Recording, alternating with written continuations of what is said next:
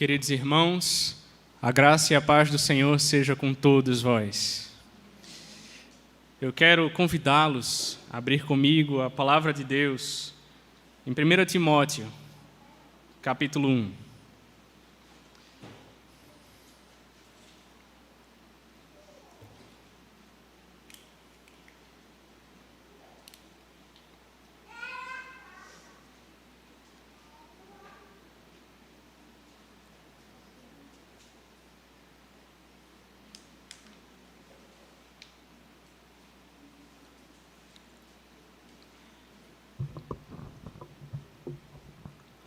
Primeiro Timóteo, capítulo 1, versos 12 a 17.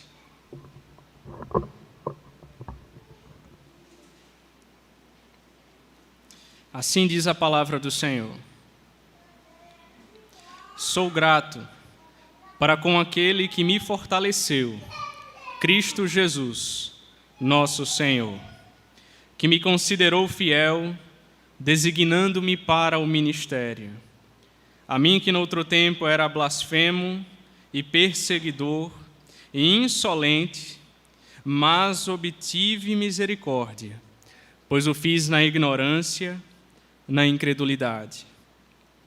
Transbordou, porém, a graça de nosso Senhor, com a fé e o amor que há em Cristo Jesus. Fiel é a palavra e digna de toda aceitação, que Cristo Jesus veio ao mundo para salvar os pecadores, dos quais eu sou o principal. Mas por esta mesma razão me foi concedida a misericórdia, para que em mim o principal evidenciasse Jesus Cristo a sua completa longanimidade, e servisse eu de modelo a quantos hão de crer nele para a vida eterna.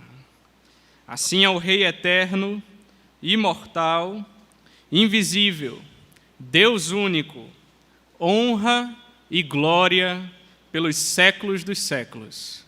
Amém. Vamos orar mais uma vez, meus irmãos. Senhor, eu sou pobre e necessitado, porém o Senhor cuida de mim. Sem ti eu nada posso fazer, Senhor. Abençoa-me, ó Deus, e me ajuda a pregar a Tua palavra no coração da Tua igreja.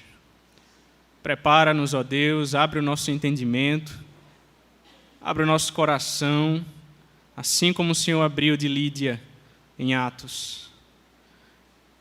Que a Tua palavra seja semeada em nossos corações e produza bons frutos. Que as palavras que saiam dos meus lábios e o meditar do meu coração sejam agradáveis à Tua presença, Senhor. Em nome de Cristo nós oramos. Amém. John Newton foi um dos grandes pregadores e um dos melhores escritores de hinos da igreja. Mas houve um momento em que foi culpado de toda classe de pecados, quando se tinha afundado nas maiores profundidades em que um homem pode afundar. Nos dias que navegou pelos mares no barco de tráfico de escravos, John Newton tinha chegado ao mais profundo abismo, de modo que quando se converteu e pregou o evangelho, ele escreveu um texto em letras muito grandes e o fixou sobre a chaminé de seu estudo, onde não poderia deixar de vê-lo. Estava escrito: você deve lembrar que foi um escravo na terra do Egito, e o Senhor, seu Deus, redimiu você. E é exatamente sobre este assunto que eu gostaria de tratar com os irmãos hoje, a respeito da experiência do apóstolo Paulo, mais precisamente, de quem ele era e de como a sua vida foi transformada após ter sido alcançado pela graça de Deus. Esta carta, irmãos, foi escrita pelo apóstolo Paulo, endereçada ao jovem pastor Timóteo, por volta de 63 a 65 depois de Cristo. Timóteo era natural de Listra, e Paulo o chamava meu verdadeiro filho na fé, Tendo-o levado a Cristo, talvez, durante a primeira visita a Listra, na ocasião da segunda visita, Paulo convidou Timóteo para acompanhá-lo nas viagens missionárias. Durante a quarta viagem missionária, Paulo dera ordens a Timóteo para que cuidasse da igreja de Éfeso, enquanto o próprio Paulo seguiria a viagem à Macedônia. Quando tomou consciência de que talvez não voltasse a Éfeso no futuro próximo, ele escreveu essa primeira carta a Timóteo para instruí-lo diante dos problemas que ele estava enfrentando naquela igreja. Ele começa falando sobre as falsas doutrinas, os falsos mestres, sobre todos aqueles que se oporiam ao Evangelho. E nos versos 12 a 17, então, Paulo dá o seu testemunho vívido do Evangelho. Como que querendo dizer, Timóteo, se o Senhor me capacitou, Ele há de capacitar você também. Se o Senhor me resgatou, há esperança para este povo também. Portanto, eu gostaria de meditar com os irmãos no tema o testemunho de um pecador redimido. Em primeiro lugar, vejamos a sua gratidão. Verso 12. Sou grato para com aquele que me fortaleceu, Cristo Jesus, nosso Senhor, que me considerou fiel, designando-me para o ministério. No verso 12, nós vemos a gratidão de Paulo. Essa passagem começa com um verdadeiro cântico triunfal de ação de graças. Barclay diz que havia 4 coisas tremendas pelas quais Paulo desejava agradecer a Jesus Cristo. Primeiro, agradece-lhe por tê-lo escolhido. Paulo nunca sentiu que ele tinha escolhido a Cristo, mas sim Cristo o tinha escolhido. Era como se, quando caminhava rumo à destruição, Jesus Cristo tivesse posto a sua mão sobre o seu ombro e o tivesse detido no caminho. Era como se, quando estava ocupado, desperdiçando a sua vida, Jesus Cristo tivesse voltado para a sensatez repentinamente. E ele diz, durante a guerra, eu conheci um aviador polonês. Em poucos anos tinha evitado por pouco a morte e coisas piores que ela, mais vezes que a vasta maioria dos homens em toda a sua vida. Algumas vezes contava a história de como tinha escapado da Europa ocupada, de suas descidas em paraquedas, de ser resgatado do mar. E logo no final dessa odisseia surpreendente, ele dizia sempre com um olhar maravilhado em seus olhos: e agora eu sou um homem de Deus. Assim se sentia Paulo. Ele era o homem de Cristo, porque Cristo o tinha escolhido. Segundo, ele agradece-lhe porque confia nele. Para Paulo era algo surpreendente que ele, o grande perseguidor, tivesse sido escolhido para ser missionário e pioneiro de Cristo. Jesus Cristo não só o tinha perdoado, confiava nele. Algumas vezes, nos assuntos humanos, perdoam um homem que cometeu algum equívoco ou que é culpado de algum pecado, mas esclarecemos bem que o seu passado faz com que nos seja impossível a voltar a confiar-lhe qualquer responsabilidade. Mas Cristo não só perdoou a Paulo, tinha-lhe encarregado que fizesse a sua obra. O homem que tinha açoitado a Cristo tinha sido nomeado o seu embaixador. Terceiro lugar, agradece-lhe porque o designou para o ministério. E devemos ser muito cuidadosos em assinalar aquilo para o qual Paulo se sentia designado. A palavra ministério aqui no grego é diaconia. Na verdade, o que Paulo estava dizendo é que tinha sido designado para servir. Paulo nunca pensou ter sido escolhido para obter honras, prestígio, autoridade e liderança dentro da igreja. A sua glória residia em que tinha sido salvo para servir. Plutarco nos conta que quando um espartano ganhava uma vitória nos jogos, a sua recompensa era poder estar ao lado do seu rei na batalha. Havia um lutador espartano nos Jogos Olímpicos. Foi-lhe oferecido um suborno considerável para abandonar a luta, mas ele se negou. E finalmente, depois de um esforço tremendo, ele obteve a vitória.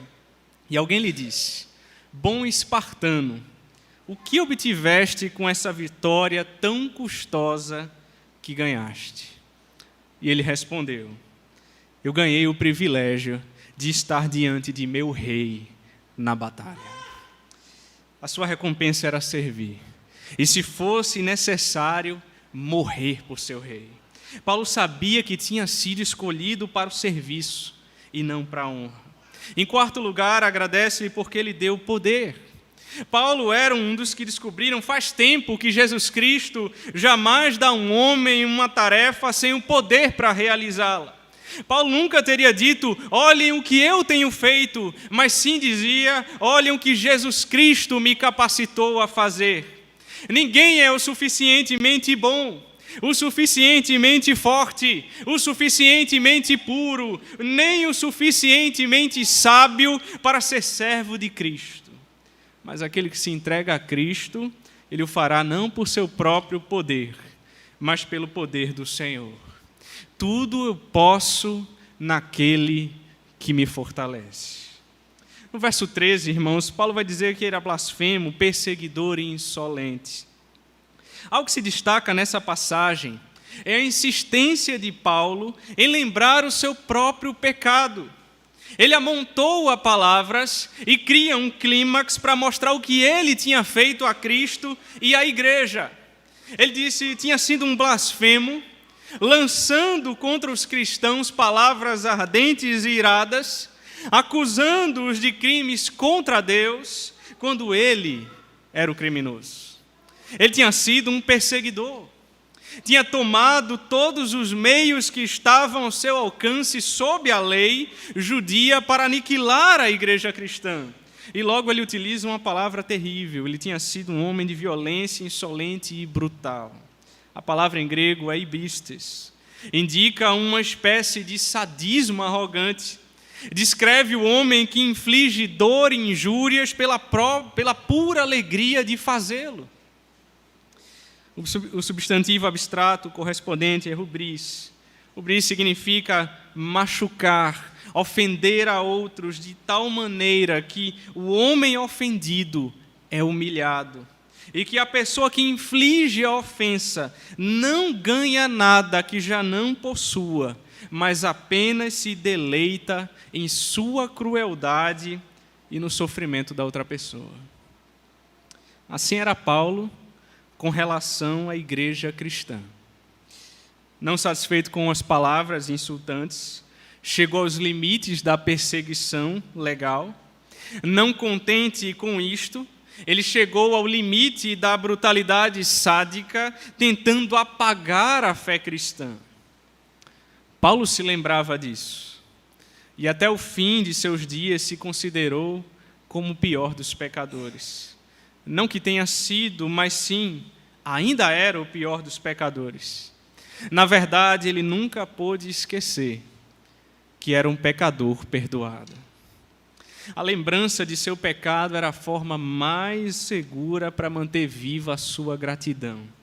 Lembrar, irmãos, aquilo pelo qual fomos perdoados é a forma mais segura de manter acordado o nosso amor e a nossa gratidão por Jesus Cristo.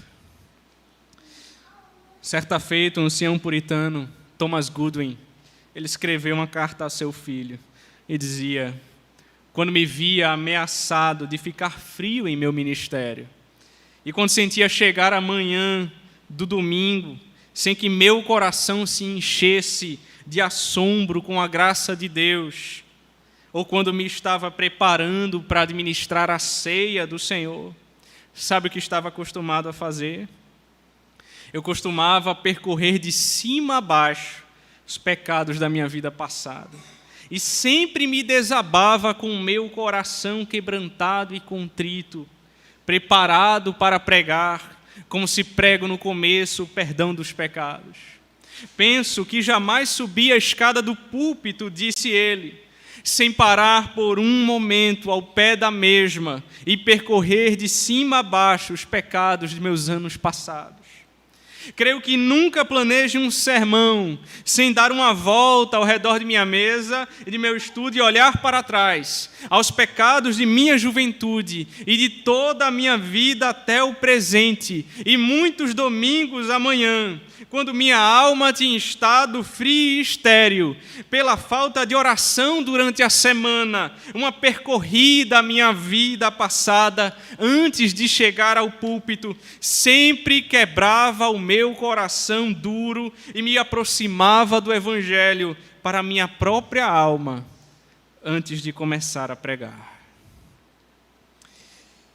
Quando pensamos em como ferimos a Deus, aqueles que nos amam e aos nossos semelhantes, e quando lembramos como Deus nos perdoou, essa lembrança deve avivar a chama de gratidão em nossos corações. Nós estamos meditando no tema o testemunho de um pecador redimido. Em primeiro lugar, nós vimos a sua gratidão, mas em segundo lugar, vejamos a sua conversão. Veja comigo o verso 13, apenas a parte B. Mas obtive misericórdia, pois o fiz na ignorância, na incredulidade. O pensamento judeu mais elevado insistia em que o sacrifício não podia purgar nenhum pecado, a não ser que existisse penitência e contrição no coração do homem que o oferecia. Aqui Paulo fala, baseando-se em seus antecedentes judeus. O seu coração tinha sido quebrantado pela misericórdia de Cristo. Ele tinha cometido seus pecados nos dias anteriores a seu conhecimento de Cristo e de seu amor. E por essas razões pensava que ainda havia misericórdia para ele. E ele diz no verso 14, transbordou, porém, a graça. A transição do verso 13 para o verso 14 é do pecado abundante para a graça superabundante, pois onde abundou o pecado, superabundou a graça de Deus, diz Romanos 5:20. Aqui no versículo 14, a ênfase está posta na grande mudança que por essa graça se produziu na vida do apóstolo. Graça é o favor imerecido de Deus. Nós não merecíamos. A frase com fé e amor indica o efeito na graça do coração e vida de Paulo. A graça acende a fé e o amor, inunda a alma com esses dons divinos. Para Paulo, a graça é sempre a raiz, a fé e o amor, o tronco, e as boas obras, o fruto da árvore da salvação, diz William Hendrickson. Esta fé e este amor são em Cristo Jesus. Ou seja, estão centrados nele. Paulo possui essas graças em virtude de sua união com Cristo, o Salvador. E isso acontece, irmãos, quando abraçamos o nosso Redentor e pela fé entregamos a nossa vida a Ele. A sua conversão foi uma obra sobrenatural de Deus. Ele teve que ser jogado ao chão e quebrantado para reconhecer que o Jesus que ele perseguia era de fato o Messias. Os seus olhos ficaram cegos ao mesmo tempo em que os olhos da sua alma foram abertos. O Espírito de Deus abriu os seus olhos e ele compreendeu o que está escrito no verso 15: fiel é a palavra e digna de toda aceitação, que Cristo Jesus veio ao mundo para salvar os pecadores. E aqui no verso 15 nós temos um resumo do Evangelho.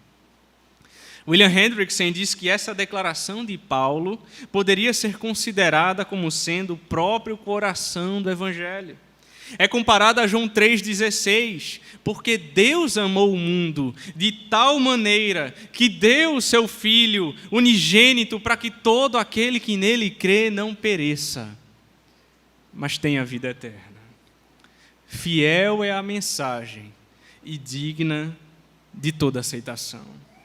A mensagem não consistia de meras palavras, mas fundamentava-se nas palavras de Cristo. Quando em Lucas 19:10 está escrito: porque o Filho do Homem veio buscar e salvar o perdido. Esta é a verdade do Evangelho, irmãos. O que Paulo estava dizendo era: essa mensagem é verdadeira e você deve recebê-la com fé em seu coração. E ele então prossegue: Cristo Jesus veio ao mundo para salvar os pecadores. A vinda ao mundo inclui a humilhação e a exaltação de Cristo, a sua morte e a sua ressurreição. Paulo fala sobre isso em Filipenses 2, a partir do verso 6, ele diz: pois ele, subsistindo em forma de Deus, não julgou como usurpação ser igual a Deus. Antes a si mesmo se esvaziou, e assumindo a forma de servo, e tornando-se em semelhança de homens, e reconhecido em figura humana, a si mesmo se humilhou, tornando-se obediente até a morte e morte de cruz. Pelo que também Deus o exaltou sobremaneira. Ele deu o nome que está acima de todo nome, para que o nome de Jesus se dobre todo o joelho, nos céus, na terra e debaixo da terra, e toda a língua confesse que Jesus Cristo é Senhor, para a glória de Deus Pai. Também o profeta Isaías disse em Isaías 53, que certamente Ele tomou sobre si as nossas enfermidades e as nossas dores levou sobre si. E nós o reputávamos por aflito, ferido de Deus e oprimido. Mas ele foi transpassado pelas nossas transgressões e moído pelas nossas iniquidades. E o castigo que nos traz a paz estava sobre ele, e pelas suas pisaduras nós fomos sarados. Nós fomos salvos. Mas o que significa salvar? Salvar é resgatar você da culpa do pecado e conduzir você ao estado de justiça em Cristo. Salvar é resgatar você da escravidão do pecado e conduzir você à liberdade em Cristo. Salvar é resgatar você do castigo do pecado, da separação de Deus, a ira de Deus, da morte eterna, e conduzir você à bem-aventurança da comunhão com Deus, do amor de Deus derramado no meu e no seu coração e da promessa da vida eterna. Efésios 2 diz: Ele vos deu vida, estando vós mortos nos vossos delitos e pecados, nos quais andastes outrora segundo o curso desse mundo, mas Deus, sendo rico em misericórdia, por causa do grande amor com que nos amou, Ele nos deu vida juntamente com Cristo, pela graça sois salvos. Mas Paulo prossegue. Ele diz que Cristo Jesus veio ao mundo salvar os pecadores, dos quais eu sou o principal. Ora, irmãos, quanto mais piedoso for um homem, mais ele reconhece a sua indignidade. Paulo não afirma isso antes da sua conversão. Ele não diz: eu fui o principal. Mas ele diz: eu sou o principal. Me parece que todos aqueles que foram alcançados pela graça de Deus compartilham do mesmo sentimento. Eu me lembro de quando fui encontrado por Cristo, um homem tão ruim quanto Paulo, um homem que outrora questionava a palavra de Deus, mas um dia teve um encontro com Deus da palavra. Um homem que duvidava da existência desse Deus, mas um dia ouviu a voz do seu Espírito por meio da palavra, que dizia: se o meu povo, que se chama pelo meu nome, se humilhar e orar, buscar a minha face e se converter dos seus maus caminhos, então eu ouvirei dos céus, eu perdoarei os seus pecados e sararei a sua terra. E eu só conseguia chorar e dizer para mim mesmo: sou eu esse homem pecador que precisa se arrepender. Transbordou a graça no meu coração e agora sou um novo homem. Eu fui crucificado com Cristo, já não sou mais eu quem vive, mas Cristo vive em mim. E pela fé, pela graça que nos alcançou, meus irmãos, nós estamos sendo transformados de fé em fé, de glória em glória, até entrarmos em Sião. Nós estamos meditando no tema o testemunho de um pecador redimido. Em primeiro lugar, nós vimos a sua gratidão. Mas em segundo lugar, nós vimos a sua conversão. Mas em terceiro lugar, vejamos o seu propósito. Versos 16 e 17. Leamos primeiro apenas o verso 16. Mas por esta mesma razão me foi concedida misericórdia, para que em mim um principal evidenciasse Jesus Cristo a sua completa longanimidade e servisse eu de modelo a quantos hão de crer nele para a vida eterna. Longanimidade. Por que Cristo ainda não voltou? Por causa da sua longanimidade, aguardando a salvação dos seus eleitos. Será que você conhece alguém que não conhece a Deus, que está distante de Deus? Talvez um amigo, quem sabe alguém do seu trabalho, quem sabe o seu vizinho, quem sabe o seu marido, a sua esposa, os seus filhos ou os seus pais. Eu quero dizer para você hoje a esperança para eles. Jesus Cristo disse: todo aquele que o Pai me dá, esse virá a mim, e o que vem a mim de modo nenhum lançarei fora. A esperança para o seu marido, a esperança para a sua esposa, a esperança para os seus filhos, a esperança para você. Porque assim como Deus transformou a vida de Paulo, Ele pode transformar a sua vida também. De blasfemo, perseguidor e insolente, agora ele é modelo para todos quantos hão de crer nele. Paulo disse em 2 Coríntios 11, a partir do verso 24, 5 vezes recebi dos judeus uma quarentena de açoites menos um.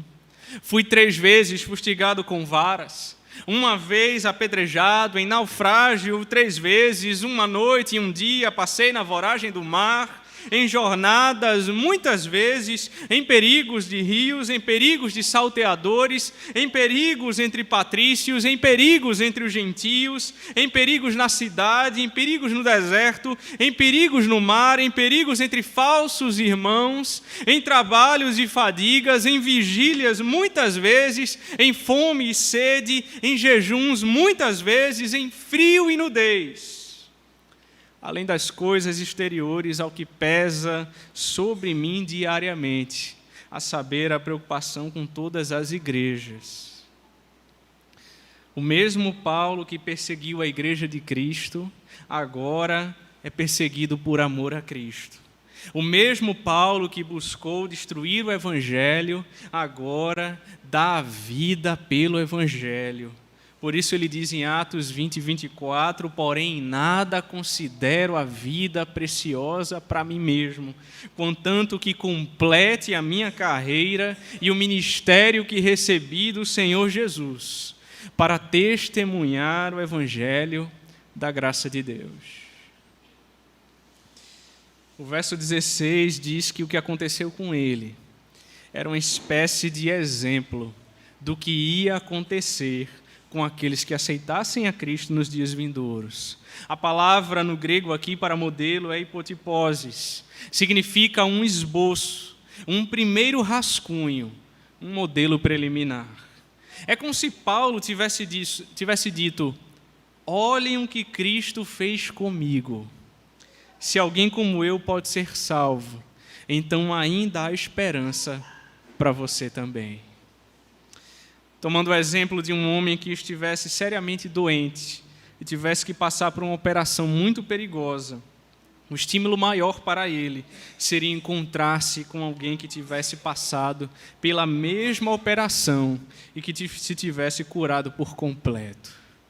É mais ou menos o que Paulo está fazendo aqui.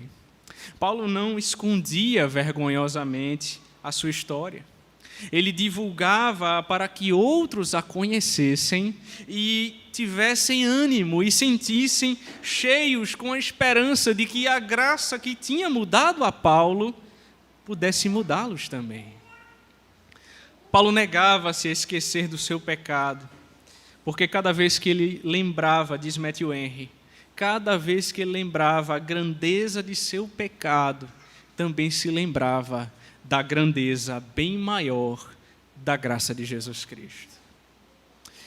O verso 17 nos apresenta então essa doxologia final de honra e glória a Deus. Ora, mas alguém pode se perguntar por que Deus é o único digno de honra e glória? Alguém poderia olhar para a história de Paulo e dizer: que grande homem! Que grande homem! Mas eu diria a ele: você se esqueceu de uma coisa.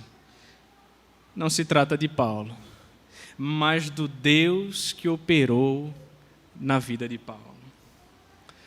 O apóstolo reconhece isso. Depois de tudo o que ele disse, é como se ele encerrasse dizendo: não olhem para mim, olhem para o Rei da Glória. Toda essa obra gloriosa de salvação, toda a nossa vida deve redundar em honra e glória a Deus. Ao Rei eterno, não há outro Rei, nem nunca haverá. Ele é aquele que era, que é e que há de vir. Ele é o Alfa e o Ômega, o começo e o fim. Imortal, céus e terra passarão, mas Deus e a sua palavra jamais passará.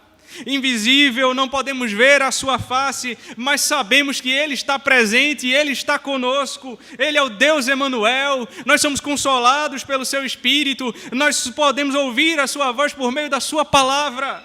Deus único, não há outro Deus. Ele é o Deus único e verdadeiro, princípio e fim, o Criador e o mantenedor de todas as coisas, o único digno de ser adorado. O Deus que se fez carne e habitou entre nós cheio de graça e de verdade. Deus que habita no meio no seu coração. Deus pelo qual vivemos, nos movemos e existimos. A Ele, pois, a glória eternamente. Amém. John Newton compôs o seu próprio epitáfio e dizia: John Newton, pastor, tempos atrás infiel e libertino, servo de escravos na África, que pela misericórdia de nosso Senhor e Salvador Jesus Cristo, foi preservado, foi restaurado, foi perdoado e nomeado para pregar a fé que por tanto tempo tinha trabalhado para destruir. John Newton nunca esqueceu que era um pecador perdoado. Tampouco o fez Paulo, tampouco nós devemos fazê-lo também. Deus nos chama, irmãos, mesmo sendo indignos, mesmo não merecendo nada, sendo pecadores, miseráveis, infiéis. É por isso que Ele nos chama pela sua graça. E Ele transborda essa graça na minha, na sua vida, no meio, no seu coração, de modo que Ele transforma radicalmente a nossa vida. E Ele nos chama para a sua própria glória. Esse é o propósito principal da minha e da sua vida. O fim principal do homem. Glorificar a Deus e alegrar-se nele para sempre.